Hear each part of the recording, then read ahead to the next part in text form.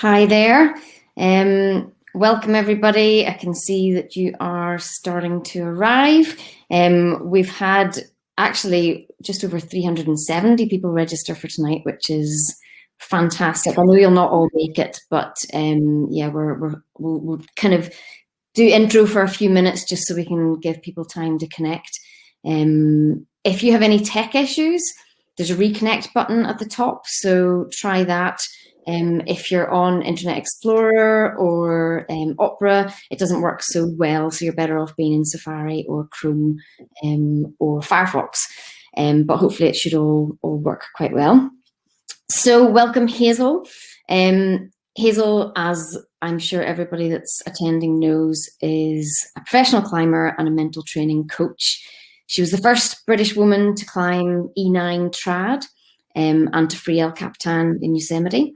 She's also red-pointed 8C Sport and trad climbed the incredible finger crack Magic Line, which gets a grade of 514C, which translates to around 8C plus or E10, which is pretty incredible. And on-sighted lots of 8As, so has quite an amazing climbing pedigree and experience that she can draw on tonight.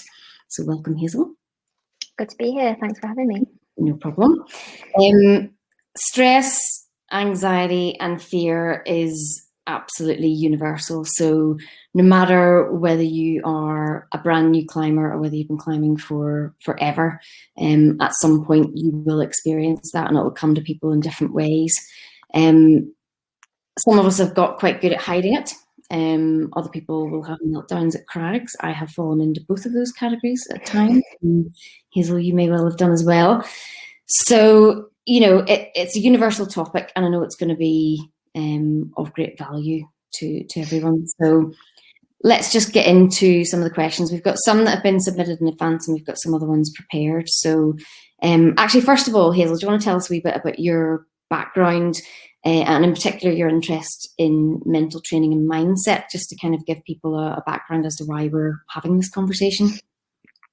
Yeah, so I think I've been interested in mindset and psychology and sort of first within the climbing context. So I was really interested in how some days I seem to be really focused and other days I seem to be very distracted, and how, you know, you get these climbers who are seemingly the same strength, but yet you get one on the wall and they can just do these amazing things, and you get the other one on the wall and they couldn't. And even if they were technically similar, I just noticed that the mind just played such an important role. So that was kind of my interest. I've also just been generally a bit of a philosophical person. I did philosophy at university, and so generally just interested in the mind away from climbing as well. And I remember when I was at university and I was really poor, and this is, if anyone's Bristol-based TCA, I'm sure we've got some people here. This is when I was at Bristol University, and well, we used to work actually in the cafe at TCA Bristol, and yeah, serving coffee. And I was like, oh, I could start a business doing mental training. And, you know, I seem to have quite a good head for climbing, so, you know, maybe I can do this. And I read Arno Ilmer's Rock Warrior Way, and I did a bunch of psychology modules at uni and did my own research. And one of my friends was like my guinea pig. Mm-hmm. And I was like, you know, I'll just charge you like almost nothing at all. And he was terrified as well. He was sort of like, could still be one of my hardest, like most challenging clients to have, kind of thing. And anyway, it didn't help at all. I was totally useless. I couldn't help him at all. And I gave him his money back. And then I didn't think about it again. And then, but it sort of was always playing on my mind. And in my 20s, I was more of a professional climber and just focused on that. But it was always a bit like, felt a bit empty. I was always a bit like, I should be doing something with my mind. I should be doing something with people, working with people, trying to improve other people's experiences as well, not just kind of like focusing on myself. And so then about 5-6 years ago now, I actually had a shoulder injury and a shoulder operation. And that's what really prompted me to invest in my learning. So I did like a coaching course, which is actually life coaching. I don't know if we want to go into stuff like this, but just giving me the skills basically to work with people conversationally. And then I also studied with the Flow Center, which is a kind of organization mostly focused around sports psychology and sport performance, but other stuff as well. Studied with them, and now I kind of do a bit of work for them and also my own learning. And then now I've started a master's in psychology and neuroscience of mental health, but that's very new. So don't ask me anything super technical yet because I won't know the answers. Okay. Thank you for that. Obviously, what we're going to try and do tonight is we can't solve everyone's problems. And if you want to submit a question, you can do it in the chat box. And if you click chat mode, you can actually put a little Q beside your comment so that we know it's a question. So it's easier for me to kind of scan through and try and spot it. So I think a lot of the things that are going to come up are going to be things that are quite universal, and therefore most of us will get benefit from it. I've heard it said that the way we speak to ourselves, we often speak to ourselves inside our heads in much harsher terms than we ever would to somebody else. You can really berate yourself, tell yourself off if you've done something wrong, and be aggressive inside. And I wondered what tools you have explored that could help climbers address that negative inner monologue that so many of us have. Yeah, good question. I think first, I just want to make a distinction that our monologue and kind of the thoughts that we have inside our head. So it's often the sound of our own voice, and it often sounds a bit like a conversation. And you'll know exactly what I mean because we're doing it almost all the time. Okay. And it's important to realize that positive internal monologue can be distracting as well. So some of you may have experienced this where you're almost at the end of your project and you're about to get it and you go, oh yeah, I've got it. I've got this in the bag. Yeah, like well done. And then in that moment, you're suddenly not in the climbing anymore and you fall off. So I would say most internal monologue is distracting, but negative internal monologue is more distracting, and it's also just a lot less fun. You're going to put yourself into a negative mindset if you're speaking to yourself in a negative way.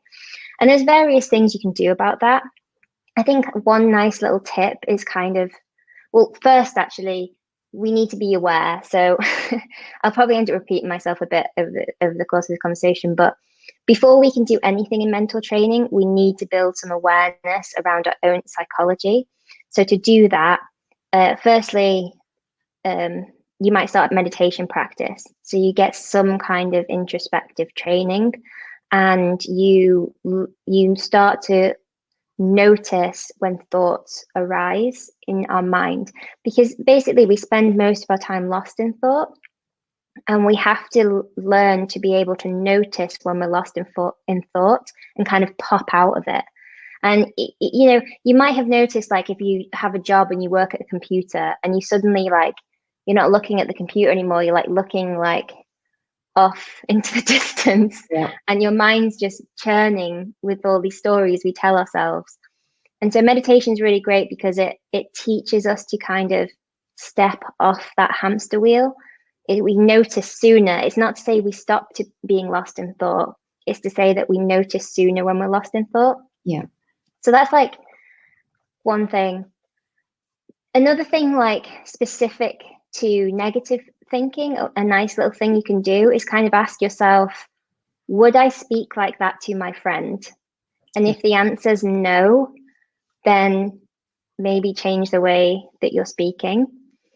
And then you can do some other kind of distancing stuff because basically it's actually kind of hard to change the way we think, especially just in the moment. It takes actually training and practice to change our thinking patterns. But you can kind of distance yourself and become less attached to the modes of thinking that you have. So even just saying to yourself, okay, I'm noticing that I'm having these thoughts again. So for example, maybe I'll have the thought that I'm not really like an athlete, or I'm an imposter, these sorts of classic thoughts. When I go somewhere that's uncomfortable for me. And I guess some of you will relate to this. And so what I'll say to myself is I'll say, oh yeah, I'm having those thoughts again. I'm having those thoughts that you're not good enough to be here, or that you don't belong here, or that kind of thing. And this is me saying this. So, you know, I imagine this is probably surprising for some of you to hear that I think like this, but we're all human, right? And we're all going to feel underconfident at times. So I think that, yeah, distancing tools really help. And essentially, you're just kind of loosening the attachment to your thoughts. Because when you think about what thoughts actually are, they don't really ever tell you anything concrete about reality, right? Yeah. They aren't necessarily true. They don't necessarily reflect you in that moment. And so noticing, okay, yeah, these are just thoughts. They don't have to mean that much. I can still go about the thing that I wanted to do. Yeah. I think it's those, like the physical feelings that you can get from those thoughts don't have to be physical feelings that you're feeling. If you can distance yourself from that, if you can kind of, it'll help you to kind of calm down, I suppose, if you can distance yourself from thinking that's exactly the way I have to be. Yeah, so there is a bit of a cycle you can get into where you'll have a negative thought and it will cause an emotional reaction to that thought. And so if you can kind of, and then that will cause more negative thoughts, which will cause a more strong negative emotion, and you get into a spiral, right? So when you see people totally lose it at the crag or in the boulders, it's because they've got deep into that spiral, right? And so you really want to kind of like nip it in the bud and kind of cut it off at the source, and noticing that they're just thoughts, or doing a little mindfulness exercise where you try to be present. Mm-hmm. Because that's the other thing, right? Is like thoughts are generally about the past or future. Thoughts take us away from where we want to be right now. That's why they're distracting even when they're positive. Because to climb well, we want to be focused in the moment, connected to the feedback we're getting through our senses. Yeah. So if I think, even if it's something good, like, oh yeah, I've got this route, that's still taking me away. It's me thinking about the future, about when I've done the route, not what I'm actually doing right now. Yeah. So mindfulness tools which bring you back into the present moment are really useful for kind of cutting that negative cycle. Yeah, I think that's good advice. Leslie has asked a question. She said, recently you talked about self-worth and where that came from. And it's easy to see how climbing can help to improve that if you feel you're doing well. But do you think that focusing on grades, for instance, and not improving could hamper self-worth? And it's like, how is our self-worth tied to grades? And have you had any thoughts on that? So, yeah, so basically, like, if you're in the habit of getting self-worth from something like the grades you climb, it's really not it's not a robust source of self-worth, because we can't always be climbing hard grades, and hard grades are relative anyway, right? You may think you're doing really well in your little group of pals that you go down the wall with, and then you go to a new wall and there's all these other people that are climbing way stronger than you, and all of a sudden you're not climbing hard grades anymore. So it's not a great place to get your self-worth from.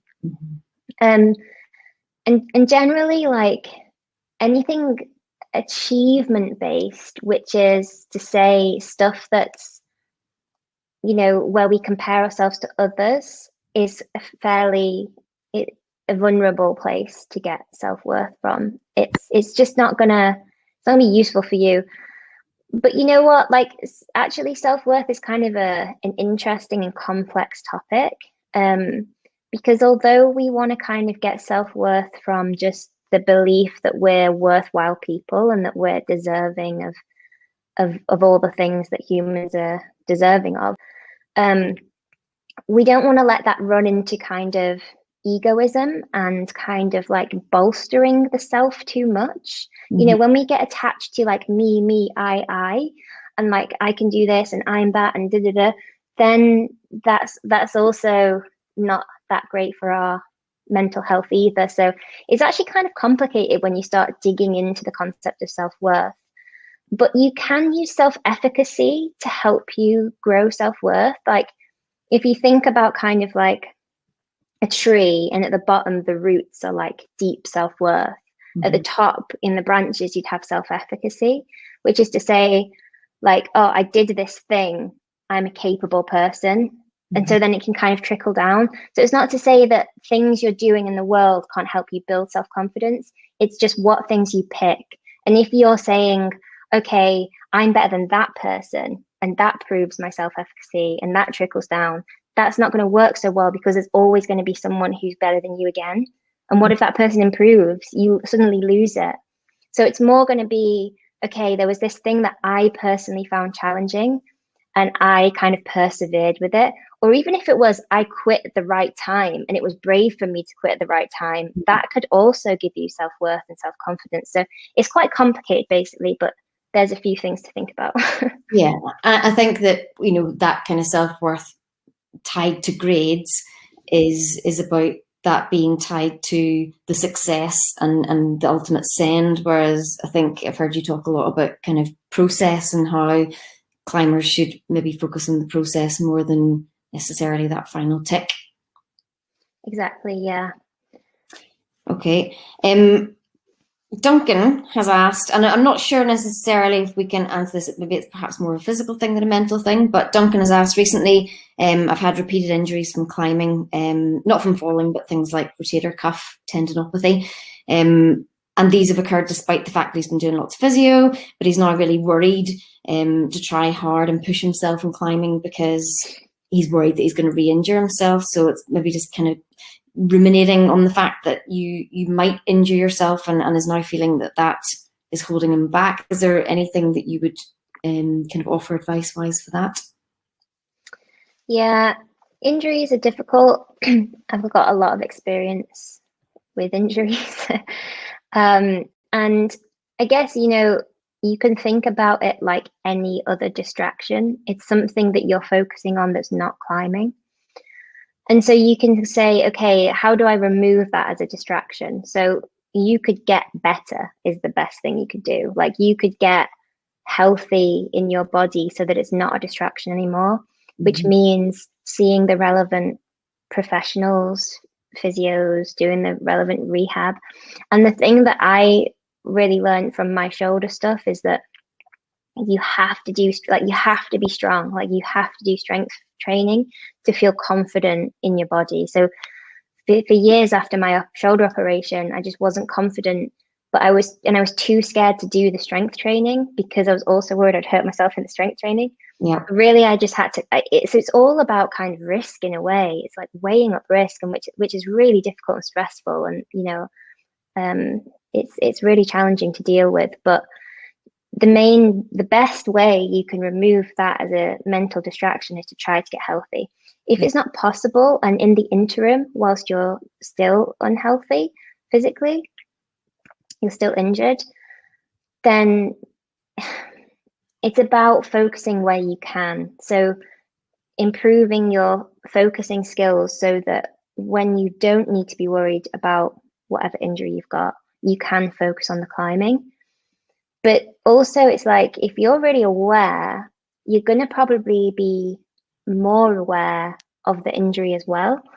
So it's tricky, but I think sort of, because something that I would always do is I would like get focused on the climbing and get into like a flow state, and then I'd injure myself because I was trying so hard and focused on the climbing so much, I wasn't thinking about my injury anymore. So in some ways, you have to climb in a bit more measured a way. Like, you can't kind of go all out in the same way that you would if you weren't injured. Yeah, and then I mean, there's other focusing tools I can talk about, but I feel like that's probably a different question. But yeah, anyway, that's probably enough. Yeah, I think it's a real lesson in patience, isn't it? And I think the kind of patience in recovery from injury is the thing that climbers are not very good at, but actually will help in the end if you, like you say, get strong enough so that you're not having to kind of worry about those things. Yeah. Tim has asked a question which I think is going to be really pertinent for everybody right now, which is there anything he can do to kind of get his lead head sorted for climbing trad, given that he's not been climbing because we've all been in lockdown and there's an unusually long break? in climbing. So I think for a lot of people, some people are lucky enough to have had stuff nearby, but for many people, it'll be like getting back on a pony again that's chucked them off. Yeah, I've answered that question a lot over the last year. I've been asked that question a lot. And, I don't have a great answer for it, honestly. But there's a few things to bear in mind for when you start again. So as for things you can do right now during lockdown, say you know that you already have a fear of falling, you can work on that to some extent in lockdown. So you could read up about it. You could find information about it. And you could even visualize doing a practice. So the power of visualization is really impressive. And even visualizing falling off, like maybe remember one of the kind of nicest, most comfortable falls you've ever taken. And if there are any, and sort of visualize that. It could be fictitious as well. You could just visualize taking a nice, relaxing fall if that's possible for you. And even if it feels kind of uncomfortable, even if when you're visualizing it, you're like, oh, a bit of butterflies, that's okay too, because that's kind of the reality of it, right? But so that's kind of the only thing you can really do is kind of get knowledgeable on the fear of falling and do some visualization. But the main thing you do is what you do when you start again.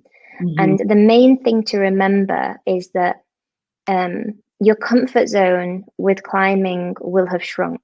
So we all have comfort zones, like right in the middle, it's like chilling, watching Netflix or whatever.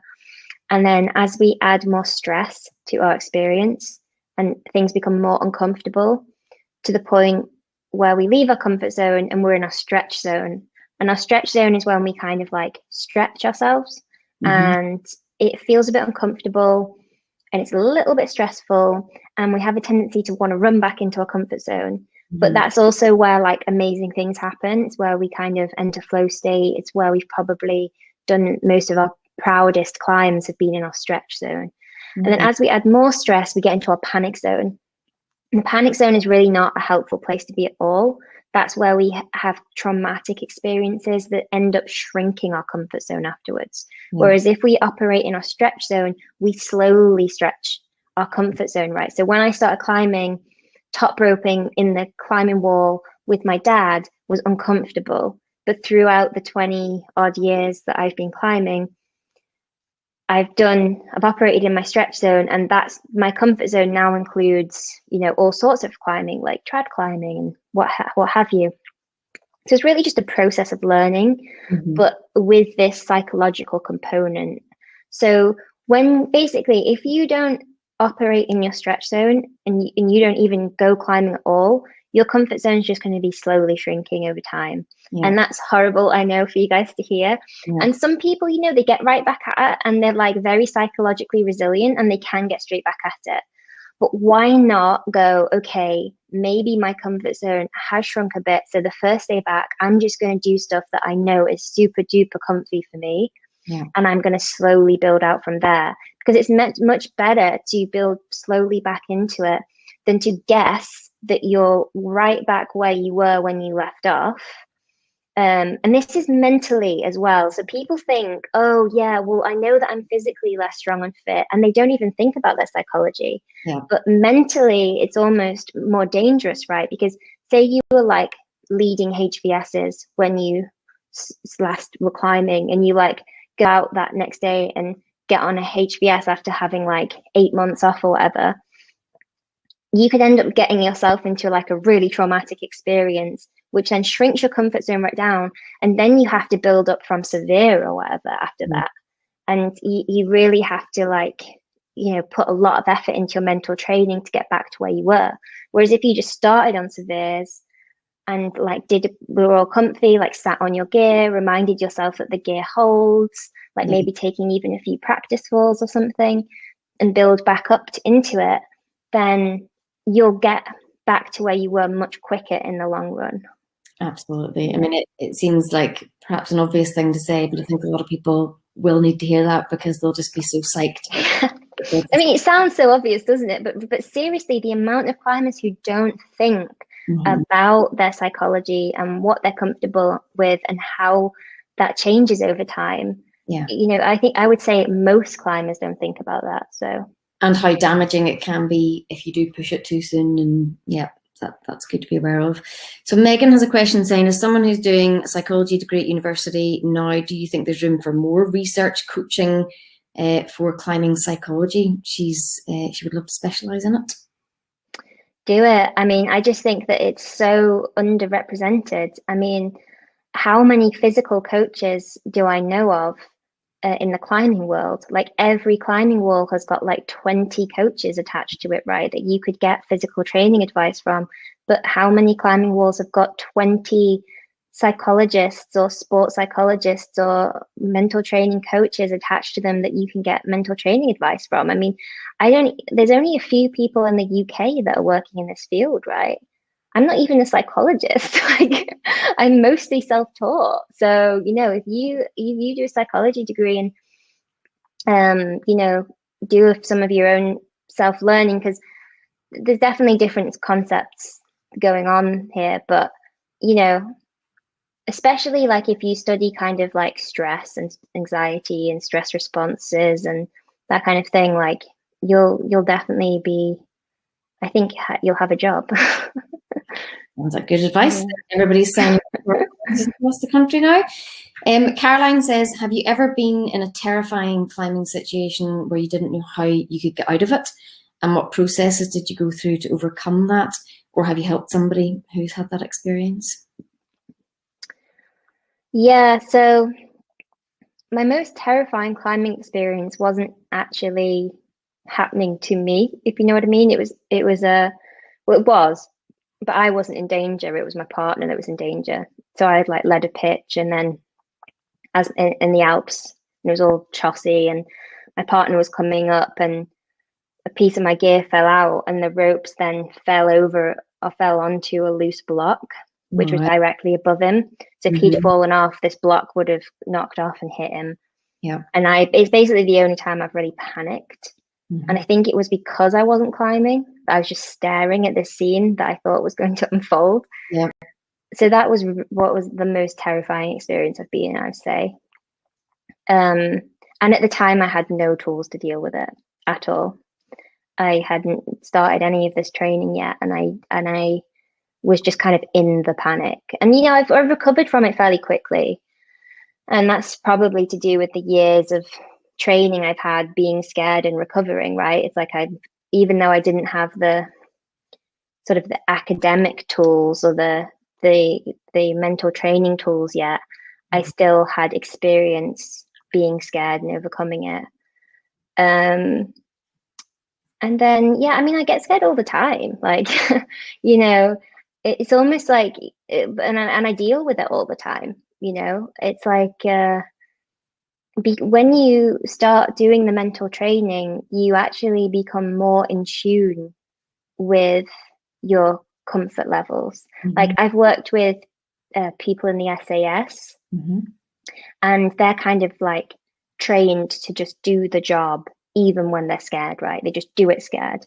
Yeah. But it's so funny because we do like these exercises with them, and their heart rates would be going like crazy, and they were all wearing the heart rate monitors and heart rate variability kits and stuff, so we could even see it, right? And they like couldn't breathe deeply anymore, like this, and they're like saying they're not scared. So much of this is like the awareness of like, oh yeah, feeling a little bit uncomfortable, that's okay, you know, but I can breathe, I can focus, I can use these tools, and I can focus on what I want to be doing. It doesn't have to be massively distracting. Yeah. I'm not sure this is still answering the question, but and then yeah, I've helped loads of other people with this too, and that's some of the most rewarding moments ever. Is like, you know, I remember like being almost in tears watching this lady on site her first 6A, like almost skipping the bolts because something just clicked in her mind where she was like, this is okay, I can do this, I don't have to be climbing bolt to bolt, you know. Yeah. And it was like the first experience she'd had of that, and she was in this like crazy flow state, and even though to me 6A is really easy, for her it was like this huge milestone. Yeah. And yeah, that's amazing to see when you see people kind of really push past previous habits like that. Yeah. I think the bedrock as well of knowing what to do in any situation is training. And so, experience and training and knowing what to do and knowing how the ropes work and knowing systems and all that kind of stuff. So I think we as TCA would always recommend that people get as much training as they possibly can so they know exactly what they're doing, so that when things go wrong, they can feel confident once they've managed to find that kind of calm situation, that they do know what to do if there is a way to get out of it. Yeah, and I think that points to kind of like climbing actually is a very uncomfortable sport, and it's much more dangerous when you're starting out. That's the sort of sad part of it, especially given the fact that like outdoors, easier routes are lower angle. So if you do fall, the consequences are usually going to be bigger. It's like one of these horrible, accidents of climbing, I guess, that's the way it is. So yeah, having the experience and trusting your systems is really good. But if you don't have the mental training to be able to calm yourself down, if you don't really know how to manage your psychology, you'll see people load their Gregory wrong because they're nervous, or they won't tie the figure of 8 right because they're nervous and they're not here, they're somewhere else. They're in this sort of like really fearful, distracted state. Yeah. So yeah, it's being able to be aware in the moment is really important, no matter what level of experience you've got. Yeah, and getting that calm level in place before you set off, so that you're not having to kind of do it halfway up. Yeah. So Sam has asked a question saying, I've always found it very hard to get into a state of focus, and when I do, I climb so much better. Is there anything we can do in our everyday lives to practice getting into this state? Meditation. It's like meditation is like fingerboarding for your mind, right? It's like you're just, most of the day we're like lost in thought, or we're doing things, or we're consuming information. So sitting down, focusing on your breathing, noticing thoughts that come up and shifting your attention back to your breath or back to whatever it is that you're meditating on is just training that mental muscle to be able to notice what's going on in your mind and shift your attention to where it wants to be. And through meditation, you'll realize that we have so little control over that. It's like, you're supposed to focus on your breath, and within 4 seconds you've thought about what you actually want to make for dinner later, or what you did earlier in the day, or what you've got to do the day coming ahead, and then you're like, oh yeah, I've got to focus back on my breath. So our minds, we don't have as much control over them as we think.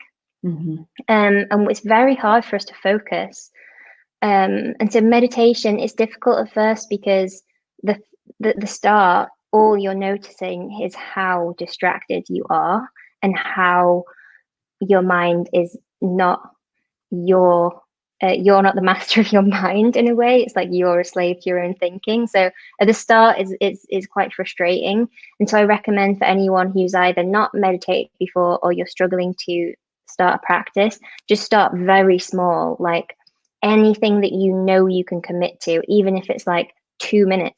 2 minutes a day is better than nothing, and build up from there. Yeah. But yeah, that's kind of what you can do in your everyday life. And then you can kind of like weave into life a bit. So like when I sit down at my computer, I try to have a little mindful moment, just a few seconds. So sort of like puncture the day with moments like that as well, if you can. Yeah. Savini is asking, do you have any advice on returning to climbing after a long break? Oh, actually, we've kind of covered that. I'm just going to check the last bit, and how to manage expectations and to still enjoy climbing, perhaps at a lower capacity. So I guess that's perhaps about the kind of enjoyment levels as well as the improvement levels, and how both of those things can affect our kind of mindset.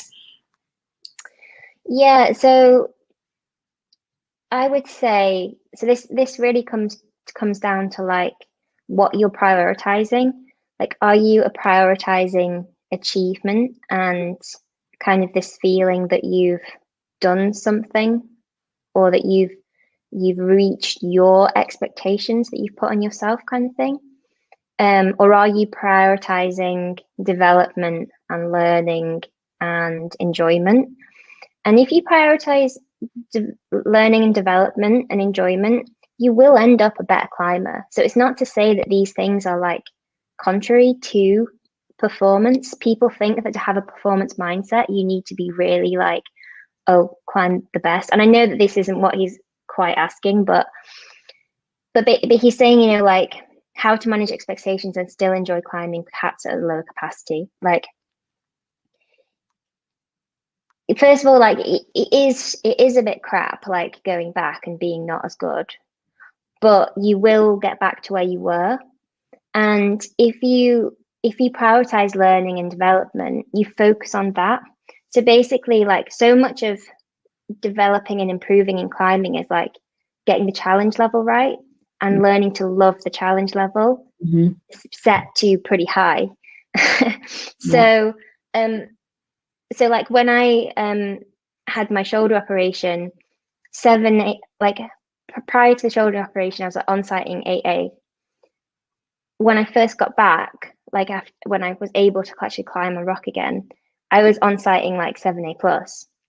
And the 7A pluses felt like the 8A used to feel. Yeah. And so, you know, in my when I was strongest psychologically, I enjoyed those 7A pluses as much as the 8As because they feel the same. You know, it's the effort and it's the challenge level that's what's interesting about climbing. Yeah. And it's the movement and it's being outside with your friends and all those things. And I was getting all of those things with the 7A. It's just I couldn't say that I was climbing well compared to my previous self or other people I climbed with anymore. But that shouldn't have been a big problem for me if I had a good mindset. Yeah. So yeah, just focus on that. And if you're like getting angry because you're not climbing how you were, you need to go and reflect on your mindset and work on that. Are there any particular tools or bits of reading or watching you could recommend for doing that? Because Holly's kind of mentioned something similar about grades and kind of asking if you've got any advice for not comparing your progress or performance to other people, especially in friendship groups. But it's like, what are the tools that you can do to do? Because you can tell yourself, I'm not going to do that, but when it comes to it, you do. So is there anything you can practice that kind of helps you not feel like that? Yeah, it's tricky. And that's why the conversational coaching that I do is so useful, because you're kind of talking it out. So it could be useful to find someone who you know maybe is like also struggles with that a little bit and talk about it. And what's really useful starting point is to list the things that you love about climbing. And I bet you that on that list, being better than my mates, or always improving, or always feeling like the best person in my group, they aren't on the list. You know, so you know what is on the list. It's like, oh, this challenging myself, it's you know, the movement, it's the kind of the problem solving. And if you go to climbing wall or you go outside and you're ticking those boxes, ask yourself, you know, what was there to be annoyed at today? And then the other thing is like to practice kind of again, similar to point to last time, but it's having this new metric of what success and failure means. So instead of your metric of success being that you climbed a certain route, or that you did your project, or that you got to the top, basically, that's like the standard metric of success in climbing is what did you send, right? But it's much better to have your metric of success be around prioritizing learning. So for example, say you're scared of falling, it'd be useful to have your metric of success be something like, how did I do my 5 falls today? Yeah. And if you did it, you had a good day. Or for example, are you someone that always goes to the climbing wall and picks the problems that have got all the little crimpy holes and you never touch the slopey ones, which I did for a while? Your metric of success could be, I tried 5 problems that had those big slopey volumes on. Yeah. That's my metric of success. So it's got to be tailored to you, but behind it, it's growth, it's learning. That's kind of where you're getting your metric of success from. So it means gravitating towards what your weaknesses are. Mm-hmm. And through that, you'll become better. Not only will you have more fun, because the problem with having your metrics of success be on what you sense is that you could just pick all the easy stuff and do it, right? And then you're not getting stronger, you're not having a good time because you're not challenging yourself, etc. I totally lost what I was going to say. But yeah, that's the problem with having your metric of success be on the easy, being sending, right? Yeah. Whereas if you have your metric of success be something that's more learning outcome orientated, development outcome orientated, then A, you'll improve, but B, you'll have way more fun as well. Yeah, and kind of coming back to Holly's point about, comparative performance within friendship groups and things like that. I guess if you are changing your metric for success, i.e. I want to try these type of problems, it's probably worth communicating that to the people you're climbing with so that, it's they understand what it is that you're working towards and they can support that, and then it's not based on grades and they're maybe not doing the same things, or they can find a slightly different target and then you can work together and it's not competitive and there's not that. Yeah, I mean, your metric of success could be, I'm going to be like the most fun, supportive climber of the crew today, right? I'm going to be the one that's like psyched to see everyone else climb well, and I'm going to try my hardest too, but like, because I know that I've had difficulties like enjoying other people's success in the past, that's one of my weaknesses. Today, I'm really going to try to be this like joyful, fun person to climb with. That could be your metric of success, right? So whatever, and then this is where it's like you're embracing challenge with this mindset. You're saying, what are these things that I'm bad at? How can I work on them? And so let's formulate something in my mind for me to say, okay, today I succeeded because I did these things, not because I just like did the green one that I've been working on or whatever, if that makes sense. Like that. Yeah, I really like that. Trying to be the kind of fun, happy one, and could probably do that in real life as well, never mind just on climbs. Yeah. Jonathan's got a question that says, what impact has doing a 10-day doing 10-day meditation courses had directly on your climbing and on your general world outlook? I'm planning to attend one primarily for interest in how the mind works, not to try and improve my climbing head, although I imagine it could help. And I think I heard you talk about going on quite a serious meditation course in terms of the amount of meditating you were doing and the length of hours that you were working on it. Could you tell us about that? Yeah, who was it who asked that question? Jonathan. I don't know if you're going on a Vipassana, Jonathan. If it's 10 days, it could be a Vipassana. But that was my first that was when meditation was introduced to me. So my first time sitting ever was for the first hour of 100. So yeah, I mean, I don't know if I would recommend it, honestly. I would do some meditation first, but still nothing will prepare you for the 10-day course. But that said, I do recommend, I don't recommend it actually, because I think that people, they need to find their own way. Like it's one of those things, because it's so hard, you can't do it because someone recommended you to do it. It's almost like I don't believe in fate or anything like that. Like I'm, fairly atheist and all the rest of it. But it's got to feel right. You've got to go in there going, okay, I know this is going to be hard, but this is something that I am totally committed to doing, because you'll want to leave. Like there's no, I mean, you will have to be a strong person to not want to leave, I think. Am I right in thinking that your Vipassana course had like 10 hours of meditation a day? Was it something like that? Yeah, it's 10 hours a day. I think it could be 9, and then 1 hour is like watching a video about meditation. I don't know. I can't remember the exact. It could have been 10 and then 11. But anyway, you're spending the bulk of the day sat. And, you can't talk to anyone. You've got no phones, no books, even no writing materials. It's literally just you and your mind. And it's such a mad experience because you're just like, wow, I didn't know my mind before I was stuck with it. You know, it's like as soon as we feel that, like, oh yeah, me and just my mind, we reach for our phone or we reach for a book or we turn the TV on or something, right? We very rarely just be with ourselves, right? And climbing's cool because it enables us to be present without the boredom.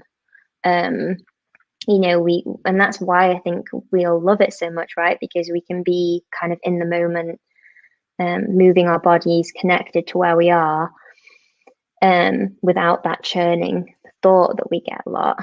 But then what's really cool with the meditation is by the end of it, you do get this really strong mind and you're able to focus on your breath for an hour. You know, it started off being 4 seconds, and by the end of the course, you're like, whoa, I think I like focused on my breath for most of that time. And that's really impressive. And you know, you start to notice things that you never would notice before. And so it not only do you're aware of how weak your mind is, but you're also aware of like how much strength it has that we aren't aware of.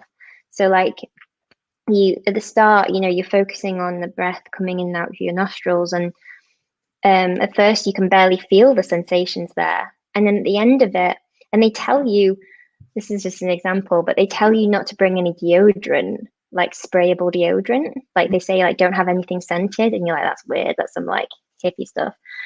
But actually, it's because your nostrils become so sensitive that you can't bear it. Like one girl, like put some moisturizer on, and normally moisturizer, like I'm just like, yeah, it probably smells all right. I was like, what is that? Like it felt like someone had gassed the room out because she just put moisturizer on, because my nose had become so sensitive just by focusing on the sensations there. So it's a really crazy experience. Did your climbing feel different after it, that you could note was connected to that?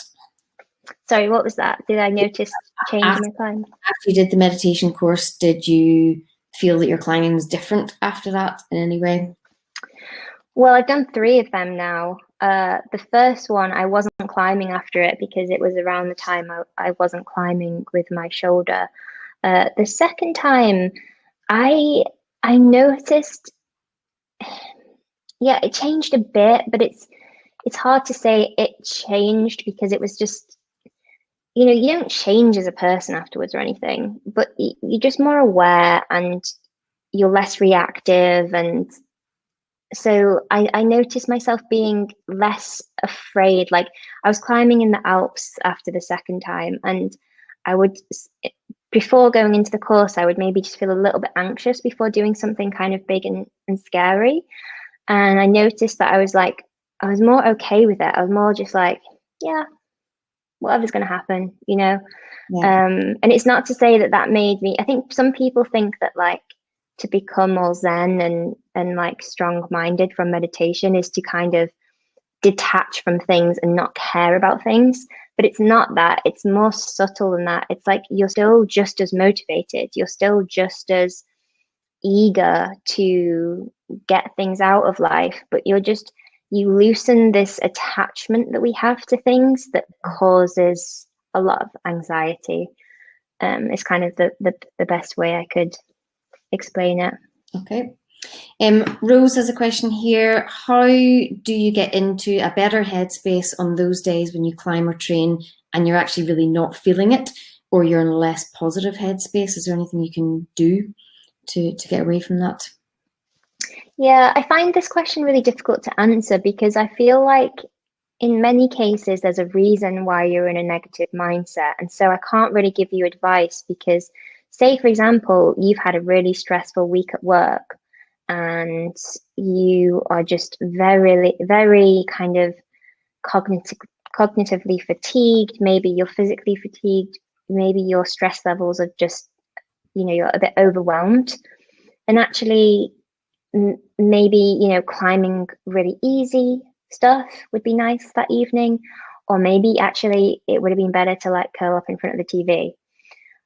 Equally, you may be frustrated because you have a bit of an achievement mindset. So maybe focusing on some of the things we were talking about before, like, changing your conception of what failure and success means.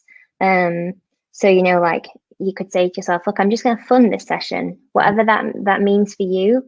I'm going to have fun. I'm going to be playful this session. I'm just going to try like the most fun looking problems. So it's difficult for me to give advice for that question, but I think kind of having a moment to yourself and going, okay, what's going on here? How do I actually feel? What am I thinking about? What do I want to get out of this session? And then setting an intention to get those things out of that session and to have that mindset is really useful. Don't just blunder along in your frustration. So yeah, taking a minute to work out what's actually going on for you, I think is useful. Yeah. We got Gilly MacArthur to create some lovely wee illustrations for us recently, kind of positive things that we had actually had planned to have up in centres, but centres are open. And one of them was just celebrate just showing up. So sometimes feel like it, but the fact that you actually got to the centre and you did anything, maybe that in itself is enough to go, right, well, that's enough for tonight, and I'll see how I do next time. Yeah. Carlisle has a question here, which is I can relate to very much, which is saying, as a beginner, I find it difficult to climb when the wall is busy or people are watching me. I had an experience last year where I was working a route, and the day I thought I was going to get it, there was loads of people there, and I just fluffed it, and I got into a really horrendous mental state. The next day I went up, there was nobody there, and it did it, and it was fine. So this is definitely a thing I've experienced. And they're wondering, do you have any advice for overcoming that self-consciousness? And I guess the kind of imposter syndrome thing that we've shared Roxy's article about recently is similar. It's like, do I deserve to be here? Is it okay? Oh, everybody's looking at me. It's quite intense. Yeah. So I would call that fear of what other people think. And it can look a bit different for different people, but I think that's kind of what it boils down to. Yeah. And I think understanding that I think that we don't give enough credit for how socially wired we are.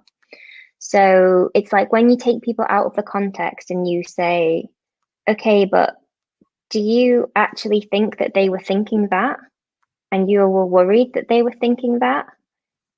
And I mean, they probably weren't even watching you climb. And if they were, I mean, they weren't thinking what you were thinking they were thinking.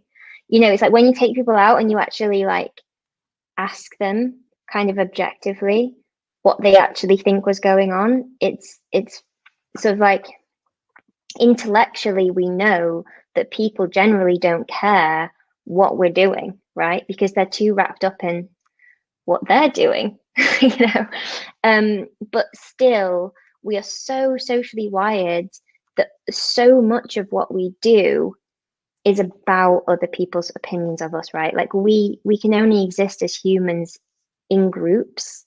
So really a lot of our fears are social fears in a way. And I think that actually fear of failure in the end boils down to fear of what other people think in the end.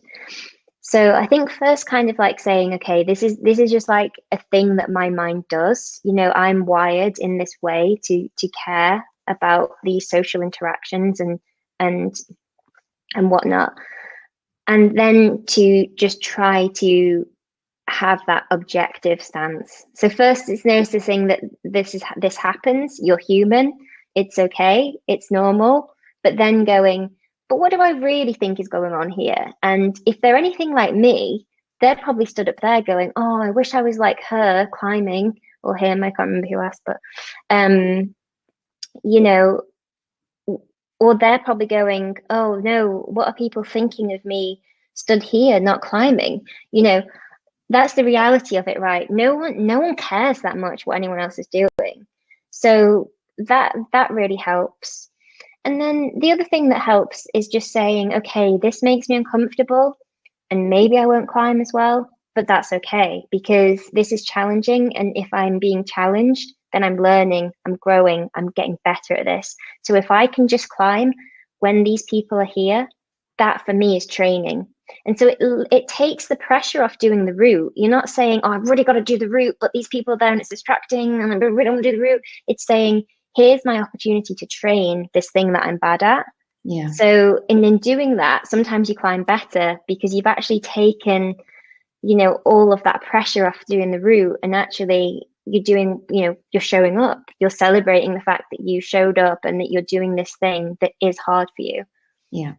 And I'd say that my observation of TCA, and in fact most climbing centres, would be that people are really supportive. So while you feel like, oh, I'm not as good as them and I'm whatever, actually people are willing you to do well. And I think that happens at Crags as well, is that, it's nice when you hear people kind of shouting encouragement. And I think generally that's the mindset that others are when they're looking at other people. Exactly, yeah.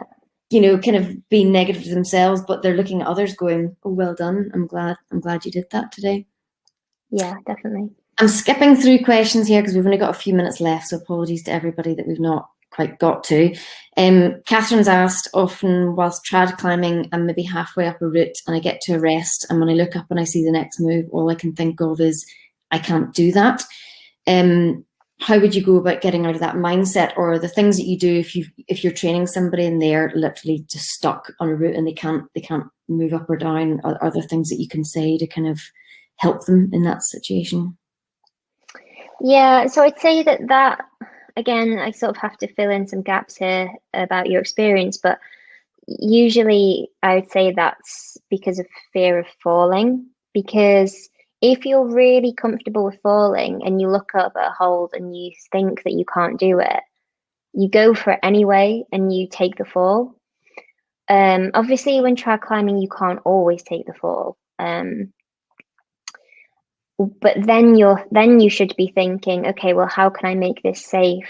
Yeah. So that even if I can't do that move, I'm going to be okay anyway, and then go for it, right? That's ideally what you should be doing in that situation.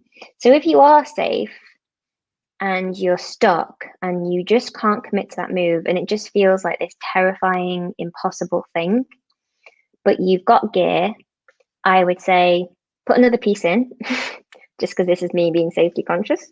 Yeah. And then I'd say take, honestly. And people get surprised when I say that. But I wouldn't just say take and then just back out of the challenge. Okay, so this is a problem. People make one of two mistakes in this situation.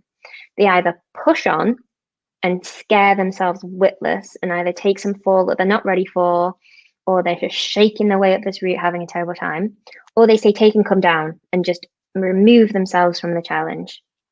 The best thing to do is to find your stretch zone wherever it is. Mm-hmm. So first they take, get calm, do some breathing. And if you're in a total state, come down because you're in your panic zone. If you're not in your panic zone and you're just a bit uncomfortable and you're just in your stretch zone, that's when I would recommend like lowering down a little bit and just bouncing around on the rope. So you just loosen your arms, breathe, jump around on the rope and go, okay, the rope's got me, my gear's got me.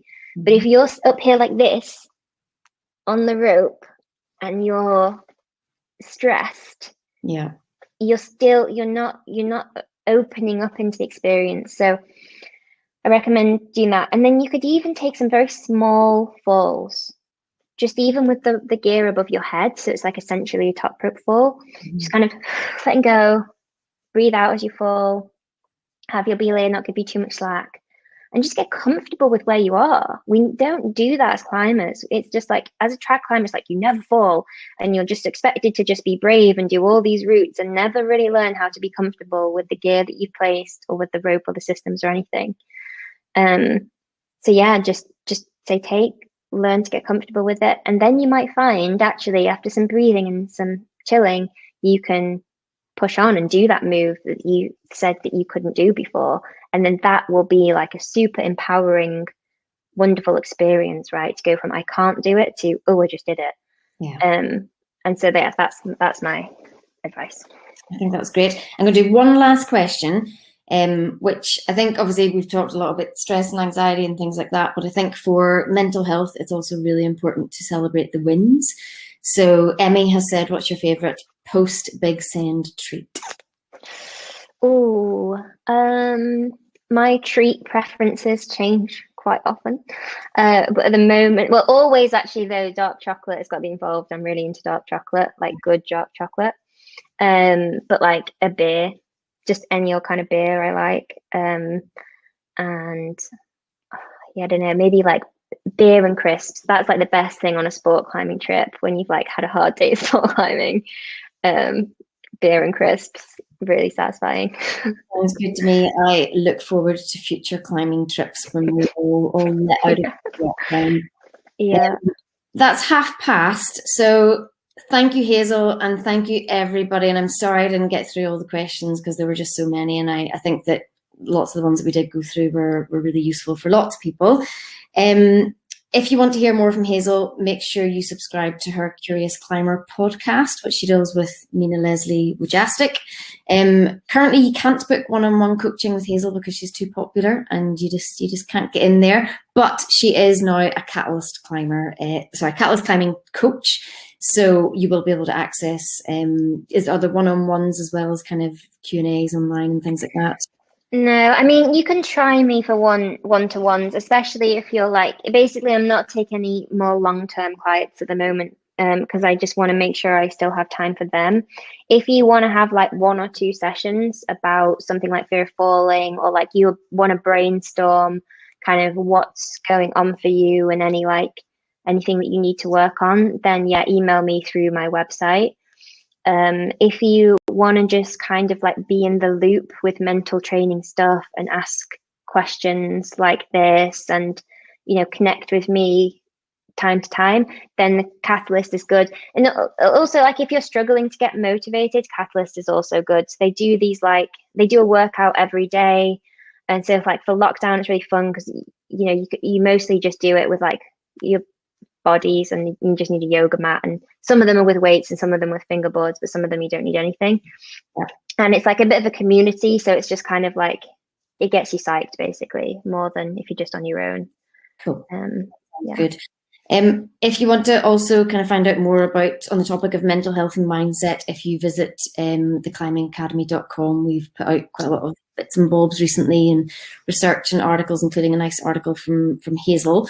So check out our website. Our next event will be on Thursday, the 25th of March, when we'll be looking at the secrets of safer belaying with mountain guide Al Halewood, which obviously is going to be a benefit to newer climbers, but actually I think that even if you've been climbing for ages, you're probably going to get to think about some things that you've not thought about before, which will be a nice thing to do before we can actually kind of get back to going on courses and going to centres and things like that. So thank you, everyone. Thank you for coming. Thank you, Hazel. It's been a real pleasure. And yeah, thanks, everybody. Stay strong, and we'll see you at some point soon.